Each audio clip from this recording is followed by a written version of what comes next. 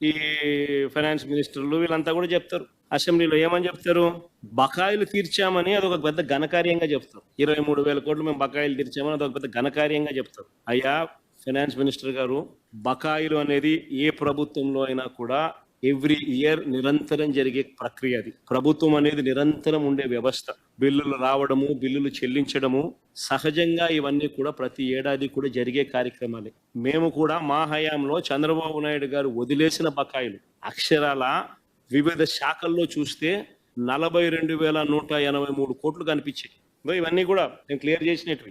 ఇవి కాక డిస్కామ్స్ వాళ్లకు పవర్ సప్లై చేసిన జనరేటర్స్కు ఇవ్వాల్సిన బకాయిలు మరో 21,000 కోట్లు.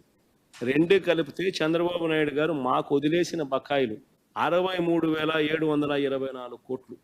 మా ప్రభుత్వ హయాంలో మేము కట్టినాయి చంద్రబాబు నాయుడు గారు వదిలేసిన బకాయిలు. మరి ఇవి వాస్తవాలు అయితే చెయ్యకపోవడానికి, ఎగరగొట్టడానికి ఎన్నెన్ని కుయుక్తులు పండుతా ఉన్నారో చంద్రబాబు నాయుడు గారి ప్రభుత్వము అన్నది తేట తెల్లంగా మన అందరికీ కూడా కనిపిస్తూ ఉన్న సత్యం. అదే మాదిరిగా చంద్రబాబు నాయుడు గారు ఇంకొక ప్రజలకు ఎందుకు సూపర్ 6 సూపర్ 7 మోసం చేస్తున్నావయ్యా అంటే ఆ మోసం కవరప్ చేసుకునే దానికోసం చంద్రబాబు నాయుడు అనే వ్యక్తి అబద్ధాలు, మోసాలు ఇవన్నీ కూడా ప్రతి అడుగులోనూ కూడా కనిపించేటివే. ఈ కనిపించే ఈ అడుగుల్లో వేసే తప్పులు, వీళ్ళు చేసే మోసాలు ఇంకా ఏ స్థాయిలో ఉన్నానంటే ఈరోజు కూడా మొన్న ఆశ్చర్యపోయాను. మొన్న చిత్తూరుకు పోయినప్పుడు ఏదన్నట్టు ఈరోజు కూడా అప్పులు 10 లక్షల కోట్లు ఉంటాయి. నాకు ఆశ్చర్యం అయిపోయింది. అసలు ఎన్నిసార్లు చెప్పాలా ఈ మనుషులకు? ఎందుకు ఇలా అబద్ధాలు చెప్తారు? ఎన్నికల ముందంతా 14 లక్షల కోట్లు అప్పులు అని చెప్పి మన 12 లక్షల కోట్లు అంటారు. మన గవర్నర్ ప్రసంగంలో కూడా 10 లక్షల కోట్ల అప్పులు అని చెప్పి మన నేరుడు బడ్జెట్లో చెప్పించారు. చివరికి అప్పులు రాష్ట్రానికి ఎంత ఉన్నాయి అని చెప్పి నేరుడు చూపించినాను, మళ్ళీ ఒకసారి చూపిస్తా ఉన్నా. ఇది 2 డాక్యుమెంట్స్ నేను చూపిస్తా ఉన్నా. రాష్ట్రానికి సంబంధించిన అప్పులు ఎంత ఉన్నాయి అన్నది ఖాగ్ రిపోర్ట్స్ 2023-24 ఖాగ్ అకౌంట్స్ ఫర్ 23-24 అందరికీ అవైలబుల్గా ఉన్న డాక్యుమెంట్స్ ఇవన్నీ. 2023-24లో పబ్లిక్ డెట్ 4,86,151 కోటిని ఖాగ్లు చెప్పింది. తర్వాత నెక్స్ట్ ఐటమ్ ఇది గ్యారంటీడ్ డెట్, అంటే గవర్నమెంట్ గ్యారంటీ ఉన్న డెట్ మరో 1,54,797 కోట్లు. రెండు కలిపితే 6,46,000 కోట్లు అని చెప్పి క్లియర్ కట్గా చెప్పినారు. ఇదే చంద్రబాబు నాయుడు గారి హయాంలో మాకు తాను వెళ్తూ వదిలేసిన డెట్ ఎంత అని చెప్పి చూస్తే చంద్రబాబు నాయుడు గారి హయాంలో ఇది తాను ప్రవేశపెట్టిన బడ్జెట్ డాక్యుమెంట్. చంద్రబాబు నాయుడు గారే తన మొదటి బడ్జెట్ మొన్న నవంబర్లో ప్రవేశపెట్టక తప్పని పరిస్థితిలో బడ్జెట్ ప్రవేశపెట్టి ఆ బడ్జెట్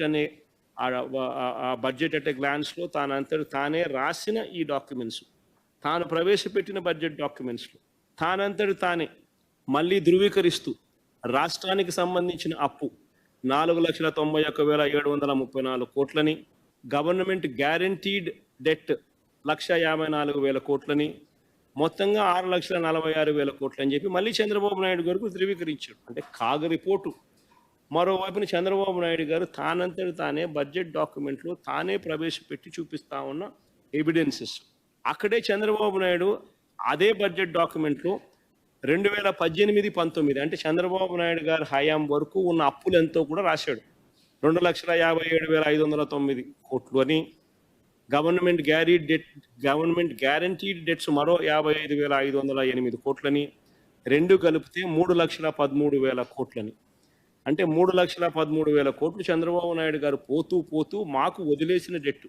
ఆ డెట్టు మా ప్రభుత్వం అయిపోయే నాటికి 6,46,531 కోట్లకు అప్పుగా డెట్గా ఉంది. ఇది వాస్తవాలు.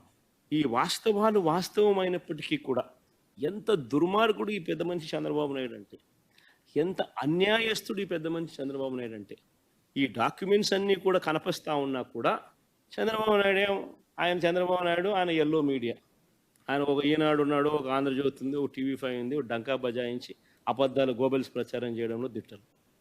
ఇలాంతా కూడా ఎంత దారుణంగా ప్రచారం చేస్తారంటే మొన్న చిత్తూరుకు పోయి మన పబ్లిక్ మీటింగ్లో మళ్ళీ అంటాడు 10 లక్షల కోట్లు అంటాడు. అసలు మనిషేనా ఈ మనిషి అని అడుగుతాను నేను. అసలు మనిషి రూపంలో ఉన్న రాక్షసులు వీళ్ళంతా. అసలు ఇంతగా ఒక అబద్ధాన్ని దుష్ప్రచారం చేయడం అనేది ఎంత మటుకు ధర్మం?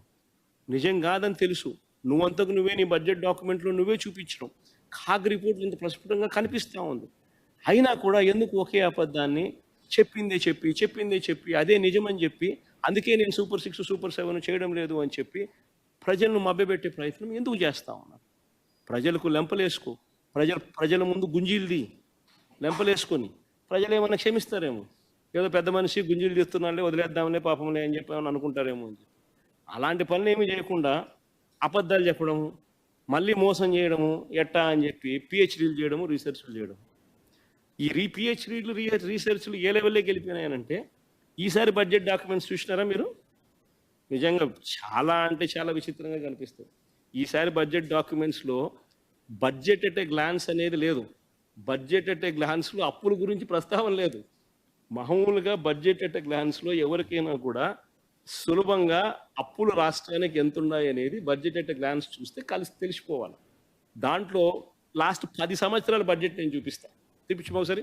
లాస్ట్ 10 years బడ్జెట్ ఎట్ ఏ గ్లాన్స్లో ప్రతి సందర్భంలోనూ ఈ మాదిరిగా చూపిస్తారు.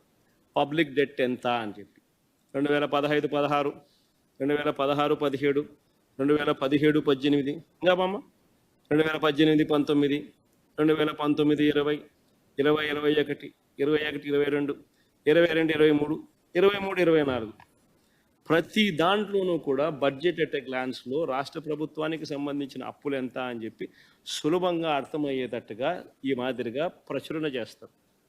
లాస్ట్ ఇయర్ వాళ్ళు కూడా చేసినారు, 2023-24 కూడా కనిపిస్తుంది. కానీ ఈ సంవత్సరము ఎంత దుర్మార్గమైన ఆలోచనలనంటే, ఇది సులభంగా కనిపిస్తే ప్రజలకు అందరికీ అర్థమైపోతుంది, మళ్ళీ 10 లక్షల కోట్లు అని చెప్పి చెప్పడం కష్టమైపోతుంది, ప్రజలందరికీ తెలిసిపోతుంది, మళ్ళీ జగన్ ఇవన్నీ చూపిస్తాడు అని చెప్పి ఏం చేశారు? ఈసారి బడ్జెట్ ఎట్ ఏ గ్లాన్స్లో అప్పులు ఎంత అనే విషయము మాయ చేయడానికి ప్రయత్నం చేశారు. బడ్జెట్ ఎట్ ఏ గ్లాన్స్లో అప్పుల విషయం ప్రస్తావన కనపడకుండా, మేము రాష్ట్ర ప్రభుత్వానికి అప్పులు ఎంత ఉన్నాయి అని చెప్పి లాస్ట్లో డాక్యుమెంట్స్లో ఎక్కడో ఒక చోటు అయితే పెట్టాలి కదా, ఎక్కడో ఒక చోటు తెలుస్తుంది కదా. కాబట్టి మేము బడ్జెట్ డాక్యుమెంట్స్ లోతులేకపోవాల్సి వచ్చింది. లోతులేకపోయి volume 5 budget document debt and guarantees, volume 2 budget document revenues and receipts, volume 3/5 finance and planning department, ఇన్ని డిపార్ట్మెంట్లన్నీ కూడా కంపైల్ చేసి క్రోడీకరించి రాష్ట్రానికి సంబంధించిన అప్పులు ఎంత ఉన్నాయి అని చెప్పి మేము ప్రజెంటేషన్ చేయగలుగుతా ఉన్నాం. అంటే సామాన్యునికి రాష్ట్రానికి సంబంధించిన బడ్జెట్ విషయాలు, బడ్జెట్ వివరాలు సులభంగా అర్థమయ్యేట్టుగా నీ బడ్జెట్ ప్రవేశపెట్టాల్సింది పోయి, సులభంగా అర్థం కాకూడదు అనే దుర్బుద్ధితో బడ్జెట్ ప్రవేశపెట్టిన పరిస్థితులు మొట్టమొదటిసారిగా చూస్తూ ఉన్నాం. అసలు నిజంగా ఈ పెద్ద మనిషి చంద్రబాబు నాయుడు అనే వ్యక్తి ఎంత దారుణమైన వ్యక్తి అని చెప్పడానికి ఇదో నిదర్శనం.